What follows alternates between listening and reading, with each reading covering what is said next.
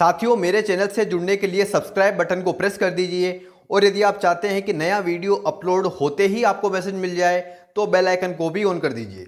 मेरे प्रिय साथियों, मैं अंकुर जोशी आप सभी का अंकुर एस्ट्रोलॉजी में बहुत बहुत स्वागत अभिनंदन करता हूं।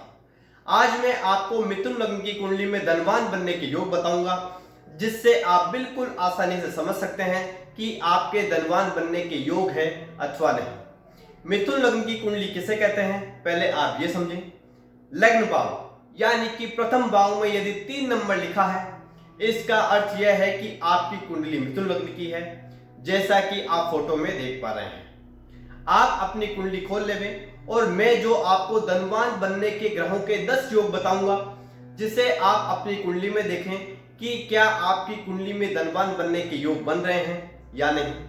यदि आपकी कुंडली में इनमें से कोई भी योग बन रहे हो तो आप कमेंट करके अवश्य बताएं। मेरे प्रिय दर्शकों, जिन्हें ज्योतिष का बिल्कुल भी ज्ञान नहीं है, वो भी इसे बिल्कुल आसानी से समझ सकते हैं।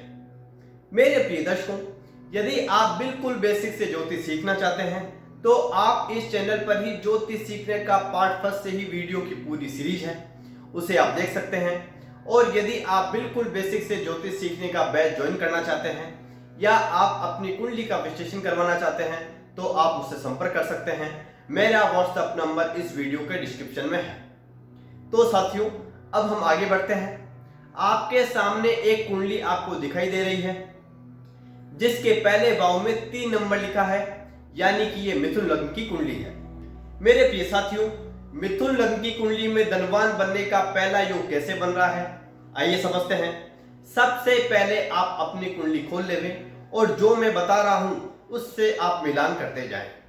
यदि मिथुन लग्न की कुंडली में शुक्र देव 10वें भाव में बैठे हों तो वो यहाँ उच्च के हो जाएंगे। इसके साथ ही यहाँ माल्यव्य नाम का पंच महापुरुष योग बनेगा, तो निश्चित ही यहाँ पर बहुत ही मजबूत धनवान होने का योग बनेगा, इसमें कोई संदेह नहीं है। मेरे प्रिय साथियों, मिथुन लग्न की कुंडली में धनवान बनने का दूसरा योग कैसे बन रहा है, आइए समझते हैं। दूसरे भाव में 4 नंबर लिखा है, अर्थात कर्क राशि है और कर्क राशि के स्वामी चंद्रमा होते हैं। और 11वें भाव में 1 नंबर लिखा है, जो कि मेष राशि है और इनके स्वामी जो है मंगल देव है। यदि दूसरे भाव के स्वामी चंद्रमा यदि 11वें भाव में बैठ जाए और 11वें भाव के स्वामी मंगल देव यदि दूसरे भाव में बैठ जाए तो यह धनवान बनने का बहुत ही अच्छा योग होता है। निश्चित ही ऐसी स्थिति में जातक बहुत ही धनी होगा। धनवान बनने का तीसरा योग क्या है, आइए समझते हैं। इसके साथ ही आप अपनी कुंडली से मिलान भी करते जाएं। यदि चंद्रमा और मंगल दोनों एक साथ यानी कि युति में द्वितीय भाव, पंचम भाव, सप्तम भाव, दशम भाव या एकादश भाव में हो तो ऐसे में जातक खूब धनी होता है। यहाँ सप्तम भाव में इन दोनों ग्रहों की युति होने पर वैवाहिक जीवन में परेशानी हो सकती है, लेकिन व्यक्ति धनवान होगा।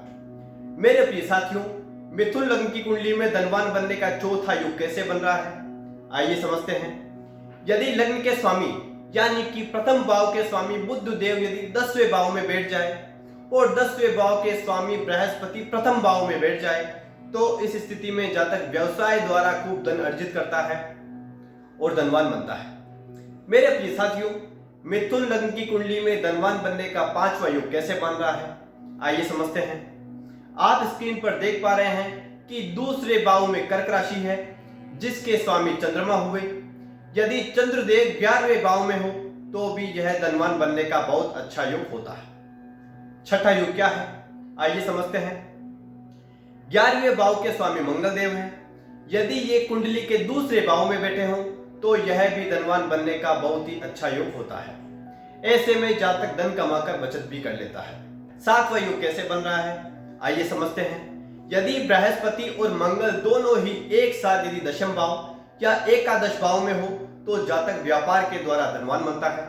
इसके साथ ही यदि ये दोनों ही ग्रह एक दूसरे की राशि में बैठे हों, यानी कि मंगल दशम भाव में हो और बृहस्पति एकादश भाव में हो तो भी ये धनवान होने का बहुत अच्छा योग होता है।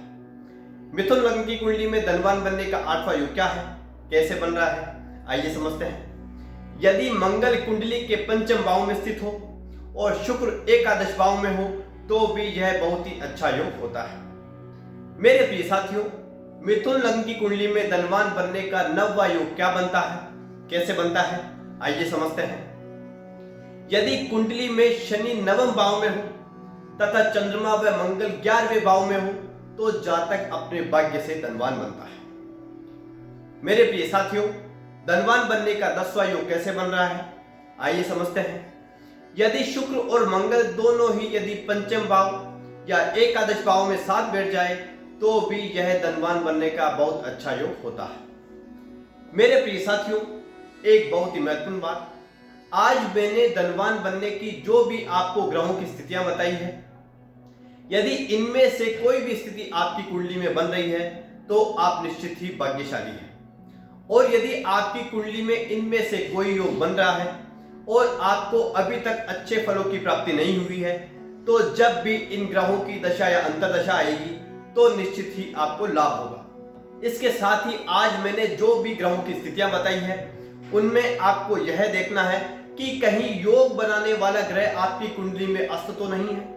यदि अस्त होगा तो उसके फलों में पूर्णता आपको नहीं मिल पाएगी। इसके साथ ही आपको यह भी देखना है कि उसकी डिग्री जो है 0, 1, 2 या 3, इसके साथ ही 27, 28, 29 या 30 डिग्री ना हो। यदि योग बनाने वाले ग्रह की डिग्री ये हुई तो इस स्थिति में उस ग्रह में बल नहीं होगा तो वो अपने पूर्ण फल आपको नहीं दे पाएगा। इसके साथ ही धनवान बनाने वाला ग्रह यदि पाप प्रभाव में हो तो भी आपको पूर्णतया शुभ फल नहीं मिल पाएंगे। तो साथियों, आज हमने मिथुन लग्न की कुंडली में धनवान बनने के योगों को समझा है। अगले एपिसोड में हम कर्क लग्न की कुंडली में धनवान बनने वाले योगों को समझेंगे।